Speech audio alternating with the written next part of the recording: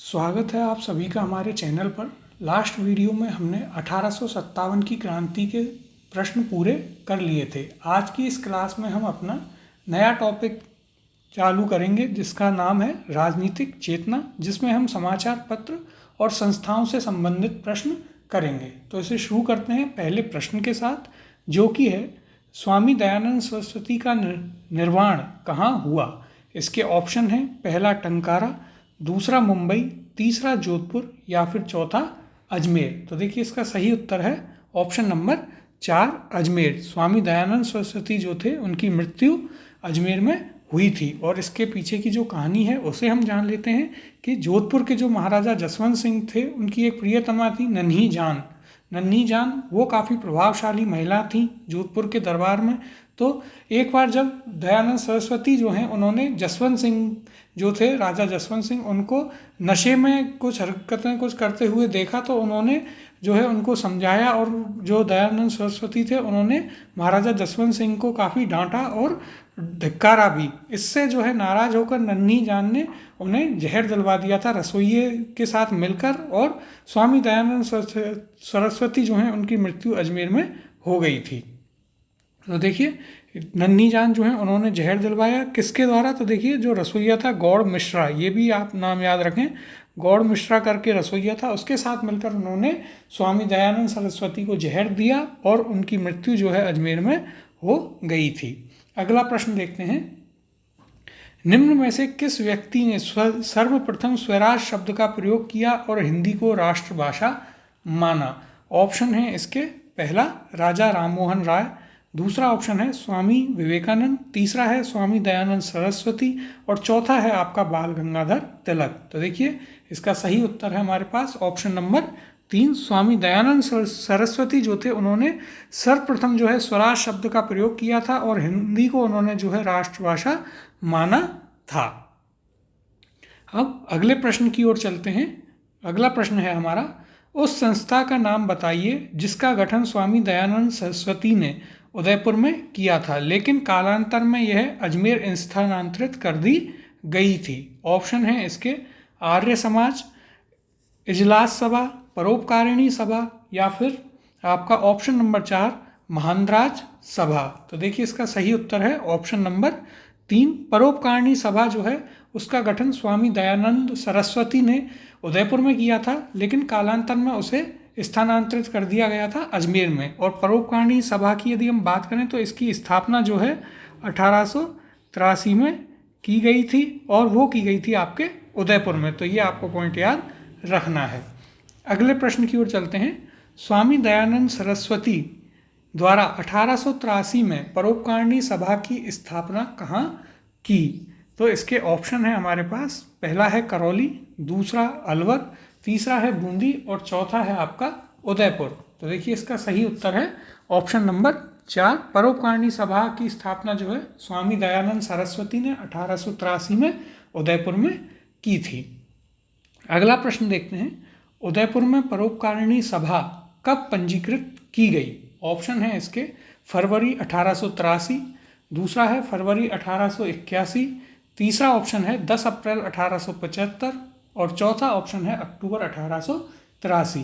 तो देखिए परोपकारिणी सभा जो है उदयपुर में फरवरी 1883 में जो है स्थापित की गई थी। ऑप्शन नंबर 1 यहाँ पर आपका सही उत्तर होगा। परोपकारिणी सभा जो दयानंद सरस्वती द्वारा उसको स्थापित किया गया, कब, तो फरवरी 1883 में, और कहाँ, उदयपुर में।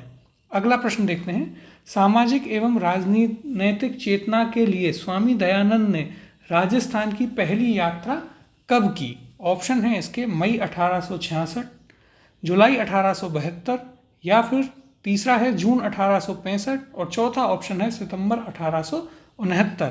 तो इसका सही उत्तर है आपका ऑप्शन नंबर 3 जून 1865 में जो है स्वामी दयानंद सरस्वती ने राजस्थान की पहली यात्रा की थी, जिसमें वे करौली के राजकीय अतिथि के रूप में आए थे। इसके बाद जो है दूसरी बार उनका आगमन हुआ 1881 में, तब वे भरतपुर की यात्रा पर आए थे और इसके बाद जो है 1882 में वो उदयपुर पहुँचे थे। तो और दूसरी बार जो है 1882 में वे उदयपुर पहुँचे थे। तो देखिए आपको याद रखना है सर्वप्रथम राजस्थान में जून 1865 में वे करौली के राजकीय अतिथि के रूप में आए। इसके बाद उन्होंने इसी यात्रा में किशनगढ़, जयपुर, पुष्कर आदि जगह पर अपने उपदेश दिए। दूसरी बार वो 1881 में भरतपुर में आए और इसके बाद जयपुर, अजमेर, ब्यावर, बसूदा होते हुए चित्तौड़गढ़ पहुँचे, जहाँ पर उनका स्वागत किसने किया? कविराज श्यामल दास ने। और जब महाराणा सज्जन सिंह ने उनसे अनुरोध किया तो वे उदयपुर भी पहुँचे और 1882 में वे दोबारा उदयपुर पहुँचे। तो ये कुछ पॉइंट आपको स्वामी दयानंद सरस्वती जी की राजस्थान यात्रा से संबंधित याद रखने हैं। अगले प्रश्न की ओर चलते हैं। स्वामी दयानंद सरस्वती पहली बार 1865 में किस जगह के राजकीय अतिथि के रूप में राजस्थान आए थे? इसके ऑप्शन हैं जयपुर, जैसलमेर, उदयपुर या फिर करौली। तो देखिए इसका सही उत्तर है ऑप्शन नंबर 4। सर्वप्रथम जो है 1865 में वे करौली में आए, फिर 1881 में भरतपुर में आए दूसरी बार, और फिर जो है वो 82 में दोबारा उदयपुर पहुँचे थे। अगला प्रश्न देखते हैं। स्वामी दयानंद सरस्वती के सुप्रसिद्ध ग्रंथ सत्यार्थ प्रकाश का प्रकाशन कहाँ हुआ था? इसके ऑप्शन हैं आपके पास अजमेर, जोधपुर, उदयपुर और जयपुर। तो देखिए इसका सही उत्तर है हमारे पास ऑप्शन नंबर 1 अजमेर। इसका जो प्रकाशन है सत्यार्थ प्रकाश का वह अजमेर से हुआ था और इसे जो है लिखा उनके द्वारा गया था उदयपुर में, और इसका जो प्रकाशन था वो उनकी मृत्यु के बाद में हुआ। और वो जो अजमेर में उन्होंने वैदिक यंत्रालय की स्थापना की थी उसके द्वारा संस्कृत भाषा में किया गया था। तो कुछ पॉइंट जो है आपको यहाँ पर याद रखने हैं। तो इसे लिखा कहाँ था? तो उन्होंने इसे लिखा था उदयपुर में, वह भी नवलखा महल में जो है उन्होंने सत्यार्थ प्रकाश को लिखा था और हिंदी भाषा में जो है उदयपुर में इसे लिखा।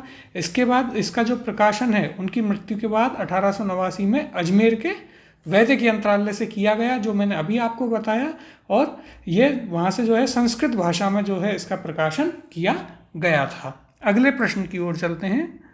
स्वामी दयानंद सरस्वती ने सत्यार्थ प्रकाश को कहाँ लिखा था? ऑप्शन है इसके अलवर, जोधपुर, अजमेर या फिर उदयपुर। तो देखिए इसका सही उत्तर है ऑप्शन नंबर 4 उदयपुर में जो है उन्होंने सत्यार्थ प्रकाश को लिखा था और इसका प्रकाशन अजमेर के वैदिक यंत्रालय से किया गया था। अगला प्रश्न देखते हैं। अजमेर में महर्षि दयानंद सरस्वती के द्वारा स्थापित मुद्रणालय का नाम क्या था? ऑप्शन है इसके वैदिक प्रेस, दूसरा है वैदिक यंत्रालय, तीसरा है आपका वैदिक मुद्रणालय और चौथा है आपका आर्य मुद्रणालय। तो इसका सही उत्तर है हमारे पास ऑप्शन नंबर 2 वैदिक यंत्रालय, जहाँ से उनकी पुस्तक सत्यार्थ प्रकाश को भी प्रकाशित किया गया था। अगला प्रश्न है हमारा, वैदिक यंत्रालय प्रिंटिंग प्रेस कहाँ स्थापित की गई है? ऑप्शन है इसके उदयपुर, अजमेर, बीकानेर या फिर जयपुर। तो सही उत्तर है हमारे पास ऑप्शन नंबर 2 वैदिक यंत्रालय जो है प्रिंटिंग प्रेस वो आपकी अजमेर में स्थापित की गई थी। अगले प्रश्न की ओर चलते हैं। राजस्थान में प्रकाशित सर्वप्रथम साप्ताहिक समाचार पत्र था? ऑप्शन है इसके पहला राजस्थान समाचार, दूसरा है सज्जन कीर्ति सुधाकर, तीसरा है आपके पास तरुण राजस्थान और चौथा ऑप्शन है राजपूताना गजेटियर। तो देखिए जो राजस्थान में सर्वप्रथम साप्ताहिक समाचार पत्र प्रकाशित किया गया था वह था आपका सज्जन कीर्ति सुधाकर। इसका सही उत्तर होगा ऑप्शन नंबर 2 सज्जन कीर्ति सुधाकर। इसे जो है 1879 में प्रकाशित किया गया था और ये मेवाड़ राज्य का एक सरकारी गैजेट था और इसमें जो है उस समय जो वहाँ का प्रशासनिक व्यवस्था थी उससे संबंधित समाचार जो है इसमें प्रकाशित किए जाते थे। देखिए इसके बारे में जान लेते हैं। तो ये महर्षि दयानंद सरस्वती की प्रेरणा से 1879 में उदयपुर से निकलने वाला हिंदी साप्ताहिक समाचार था और इसमें केवल प्रशासनिक समाचार प्रकाशित होते थे, जो हमने अभी चर्चा की। अगला प्रश्न देखते हैं हमारा। अगला प्रश्न है, समाचार पत्र मजहरूल सरूर कहाँ से और कब प्रकाशित हुआ? ऑप्शन है इसके भरतपुर 1849, दूसरा ऑप्शन है जयपुर 1856, तीसरा है हमारा अजमेर 1840 और चौथा है आपका उदयपुर 1879। इसका सही उत्तर है आपके पास ऑप्शन नंबर 1, ये जो मजहरूल सरूर अखबार था ये भरतपुर से 1849 में जो है प्रकाशित हुआ था, ये हमें याद रखना है। और ये एक मासिक अखबार था। अगला प्रश्न देखते हैं, प्रजा सेवक समाचार पत्र के संपादक थे कनक मधुकर, ब्रजदयाल शर्मा, अचलेश्वर प्रसाद शर्मा या फिर देवी शंकर तिवारी। तो देखिए इसका सही उत्तर है ऑप्शन नंबर 3, अचलेश्वर प्रसाद शर्मा जो थे उनका जो समाचार पत्र था उसका नाम था प्रजा सेवक। अगले प्रश्न की ओर चलते हैं अब, और देखिए ये प्रजा सेवक समाचार पत्र 1940 में जोधपुर से प्रकाशित होता था। अगले प्रश्न की ओर चलते हैं, राजस्थान में पत्रकारिता के भीष्म पितामह हैं। ऑप्शन है इसके पंडित झाबरमल शर्मा, विजय सिंह पथिक, मुनि जिनविजय या फिर हरविलास शारदा। तो देखिए इसका सही उत्तर है हमारा ऑप्शन नंबर 1, पंडित झाबरमल शर्मा जो थे उन्हें राजस्थान में पत्रकारिता का भीष्म पितामह कहा जाता है। ये जो है झुंझुनू के रहने वाले थे और इन्हें आप राजस्थान में पत्रकारिता का भीष्म पितामह कहते हैं। इन्होंने देखिए सबसे पहले यदि हम बात करें तो 1905 में कलकत्ता से प्रकाशित होने वाले ज्ञानोदय का संपादन किया और इन्होंने उसके बाद मारवाड़ी बंधु का भी संपादन किया था। इसके बाद वे भारत साप्ताहिक के संपादक भी बने और उसके लिए बम्बई चले गए थे।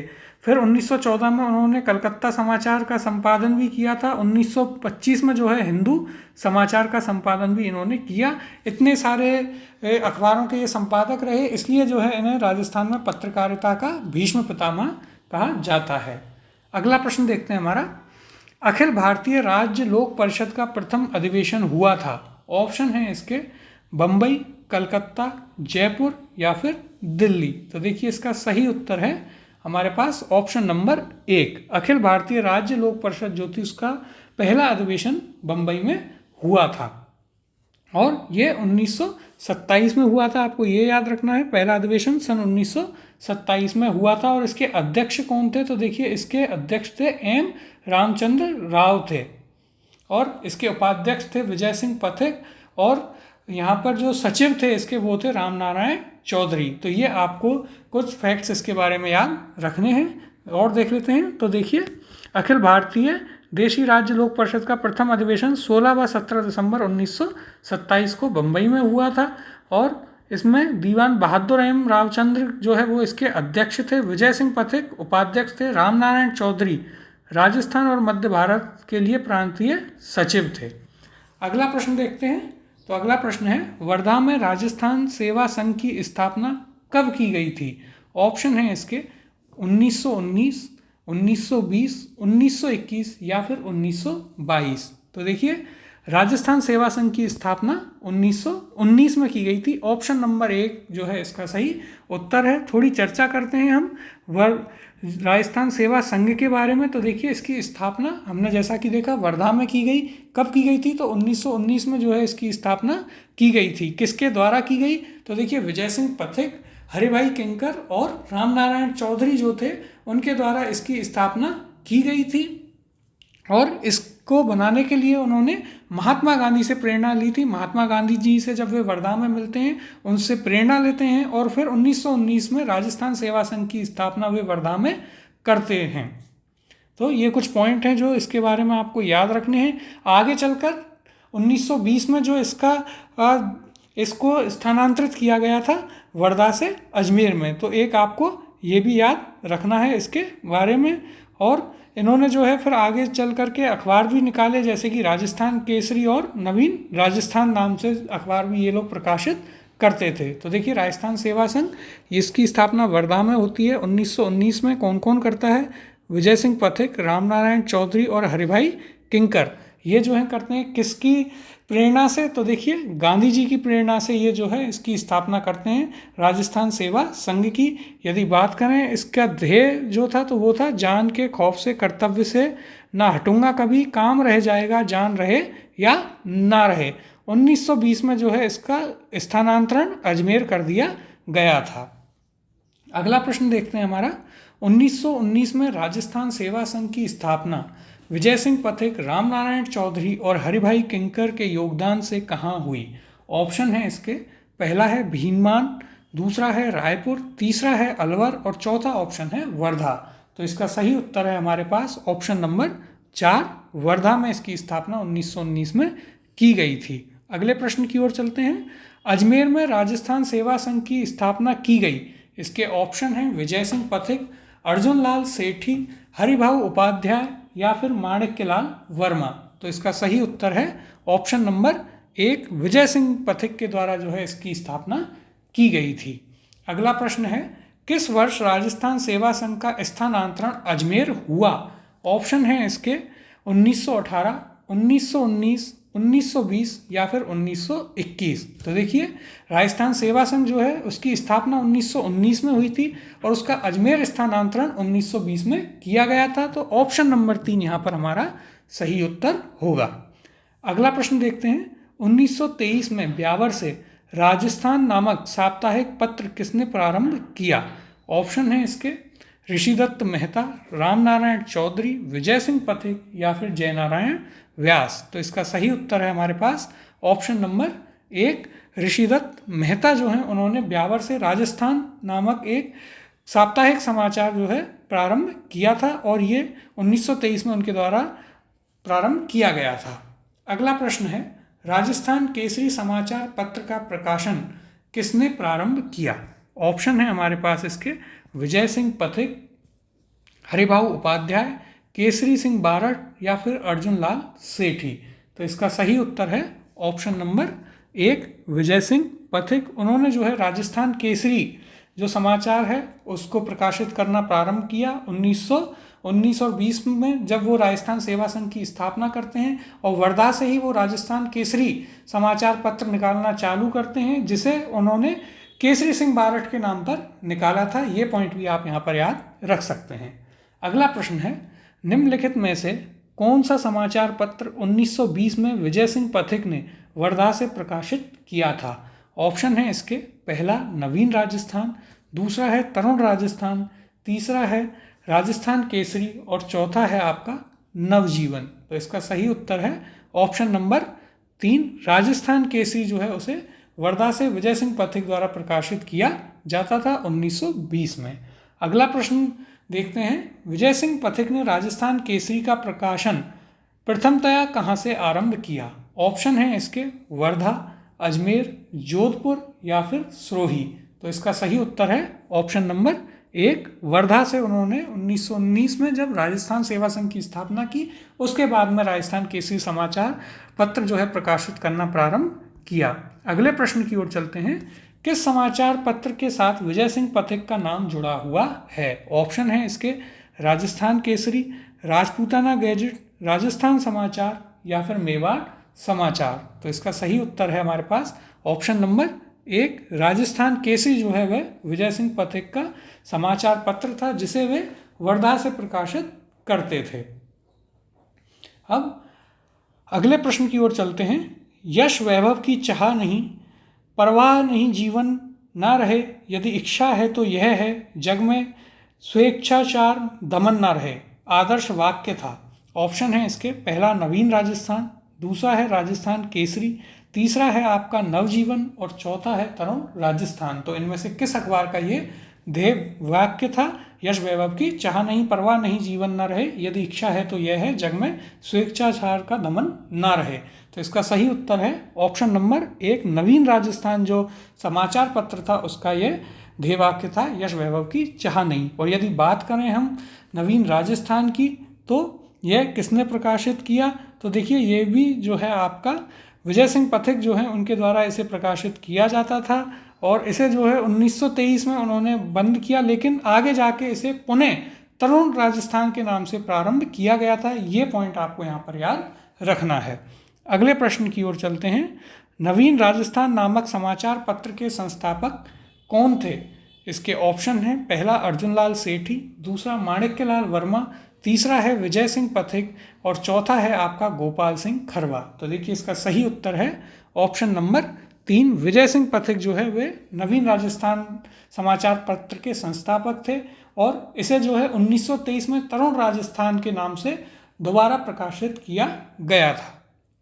अगला प्रश्न देखते हैं, नवीन राजस्थान नामक समाचार पत्र बंद होने के पश्चात पुनः किस नाम से प्रकाशित हुआ? ऑप्शन है यहाँ पर प्रताप, राजस्थान केसरी, तरुण राजस्थान या फिर राजस्थान। तो इसका सही उत्तर है ऑप्शन नंबर 3, तरुण राजस्थान के नाम से जो है नवीन राजस्थान को 1923 में पुनः प्रकाशित किया गया। अगला प्रश्न है, तरुण राजस्थान समाचार पत्र किस संगठन से संबंधित था?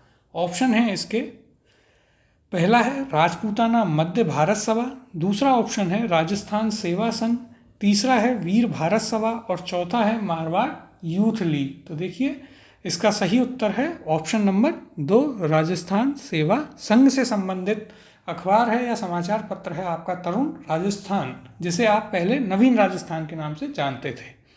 अगला प्रश्न देखते हैं अपना, 1923 में अजमेर से प्रकाशित राजस्थान सेवा संघ के समाचार पत्र का नाम था। ऑप्शन है इसके नवज्योति, यंग राजस्थान, तरुण राजस्थान या फिर त्याग भूमि।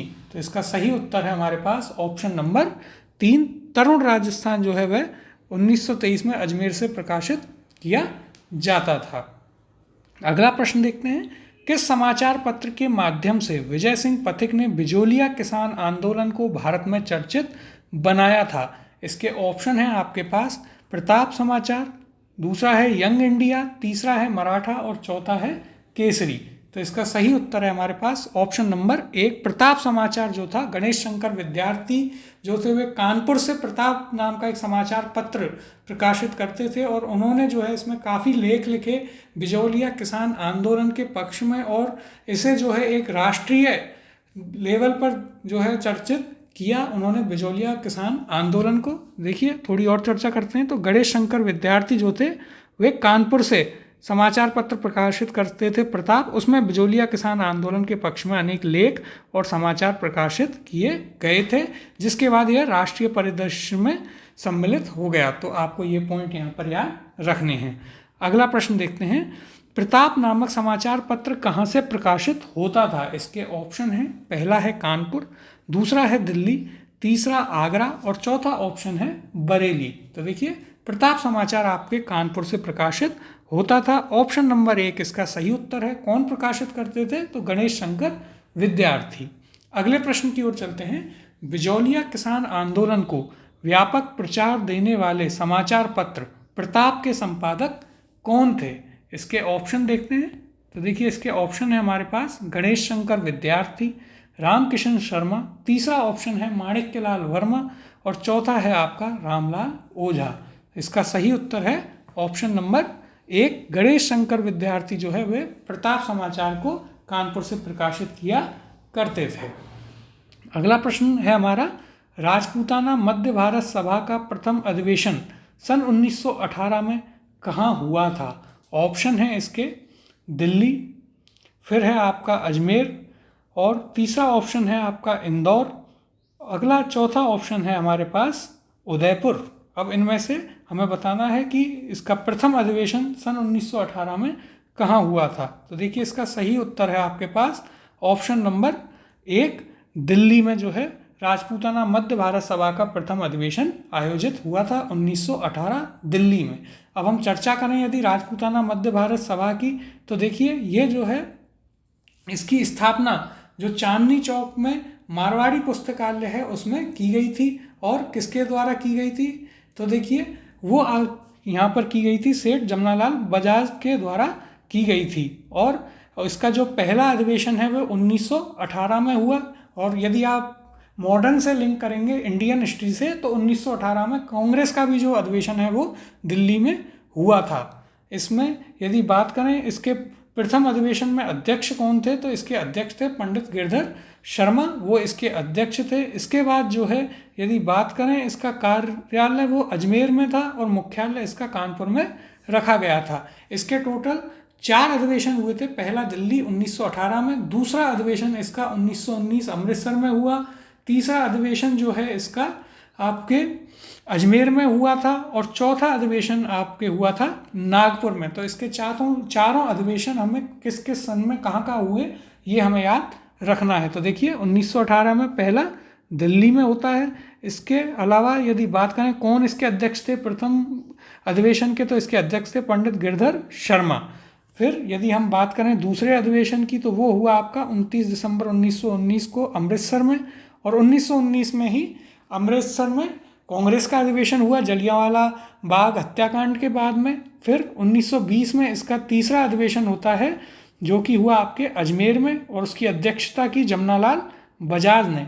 चौथा अधिवेशन इसका 1920 में होता है नागपुर में। तो ये हमें यहाँ पर इंपॉर्टेंट पॉइंट्स इसके बारे में याद रखने हैं। अगले प्रश्न की ओर चलते हैं। राजस्थान मध्य भारत सभा की स्थापना किस वर्ष हुई थी? ऑप्शन है आपके पास 1921, 1920, 1919 या फिर 1918। तो इसका सही उत्तर है हमारे पास ऑप्शन नंबर 4, 1918 में जो है राजस्थान मध्य भारत सभा की स्थापना की गई थी। अगला प्रश्न देखते हैं। राजस्थान मध्य भारत सभा का दूसरा अधिवेशन 1919 में कहाँ संपन्न हुआ? ऑप्शन है इसके, पहला नागपुर, दूसरा है कराची, तीसरा ऑप्शन है हमारे पास उज्जैन, और चौथा ऑप्शन है यहाँ पर अमृतसर। तो देखिए हमने पढ़ा राजस्थान मध्य भारत सभा का जो दूसरा अधिवेशन है वो 1919 में अमृतसर में हुआ था। ऑप्शन नंबर 4 इसका सही उत्तर है। 1919 में कांग्रेस का भी अधिवेशन अमृतसर में हुआ था क्योंकि उस समय जलियांवाला बाग हत्याकांड हो चुका था। और राजस्थान मध्य भारत सभा जो थी उसके हमने पढ़ा था टोटल 4 अधिवेशन हुए थे। पहला आपके दिल्ली में हुआ था, इसके बाद में यदि हम बात करें तो दूसरा अमृतसर में, तीसरा आपके हुआ था जिसमें जमनालाल बजाज अध्यक्ष थे अजमेर में 1920 में, और फिर दिसंबर 1920 में इसका आखिरी और चौथा अधिवेशन हुआ था जो कि नागपुर में आयोजित किया गया था। अगले प्रश्न की ओर चलते हैं। सही कथन चुनिए। पहला कथन देखते हैं। जमनालाल बजाज राजपूताना मध्य भारत सभा के संस्थापकों में से एक थे। और दूसरा कथन है 1919 में राजस्थान सेवा संघ की स्थापना विजय सिंह पथिक, रामनारायण चौधरी तथा हरिभाई किंकर द्वारा की गई थी। पहला ऑप्शन है केवल कथन एक सत्य है, दूसरा है केवल कथन 2 सत्य है, तीसरा है ना तो एक ना ही 2 सत्य है, और चौथा ऑप्शन है दोनों कथन सत्य हैं। तो देखिए यहाँ पर सही उत्तर होगा हमारे पास ऑप्शन नंबर 4, क्योंकि ये दोनों ही कथन सत्य हैं। जमनालाल बजाज ने राजपूताना मध्य भारत सभा की स्थापना की थी, वो उसके संस्थापकों में से एक थे। कहाँ पर की थी? तो देखिए हम पढ़कर आए, ये उन्होंने की थी मारवाड़ी लाइब्रेरी जो थी उसमें इसकी स्थापना की थी चांदनी चौक में। फिर यदि बात करें राजस्थान सेवा संघ की तो इसकी स्थापना की थी विजय सिंह पथिक, रामनारायण चौधरी और हरिभाई किंकर ने 1919 में वर्धा में की थी। वहाँ वे गांधी जी से मिले थे और उनकी प्रेरणा से उन्होंने जो है राजस्थान सेवा संघ की स्थापना की थी। तो ये थे हमारे आज के प्रश्न। इससे आगे के जो प्रश्न हैं उन्हें हम इससे अगली क्लास में करेंगे।